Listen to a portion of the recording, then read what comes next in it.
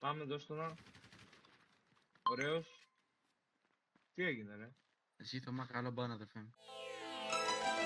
Σαν κρουασάν, σαν κρουασάν, σαν κρουασανάκι, σαν κρουασάν. Με λευκή σοκολάτα, τον καταβρόχθιζε, της είπα θα πνιγεί στα μάτα. Σαν κρουασάν, σαν κρουασάν, το πουτανάκι. Σαν κρουασάν, που έχει γεύση και ράση. Όταν τη χύσω είναι σίγουρο ότι θα ξεράσει.